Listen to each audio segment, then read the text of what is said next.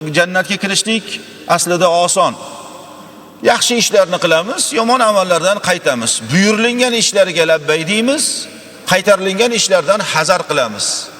Bandani jannatga oxir oqibat mana shu amallar olib kirar ekan. Alloh subhanahu va taolo o'zini fazlini, marhamatini bersin. Zero Alloh fazlu marhamatini bermasa, bizni o'qigan namozlarimizdan da jannatga kirishlikka bu hech narsa bo'lmay qoladi. Payg'ambarimiz alayhissalom aytdilar, hech kim jannatga amali bilan kira olmaydi dedilar. Qilgan amali bilan jannatga kira olmaydi dedilar. Shunda sahobalar aytishdiki, ey Allohning rasuli, siz hammi deyishdi. Payg'ambarimiz alayhissalom men ham dedilar. Agarda Alloh meni o'zini rahmati bilan o'ramaydigan bo'lsa, men ham jannatga kira olmayman amal bilan dedilar. Biz amal qilamizda Allohning rahmatidan umid qilamiz. Shu ishlarni qilib turibmiz, ibodatlarimizni bajarib turibmiz, harom ishlardan hazar qilib turibmiz.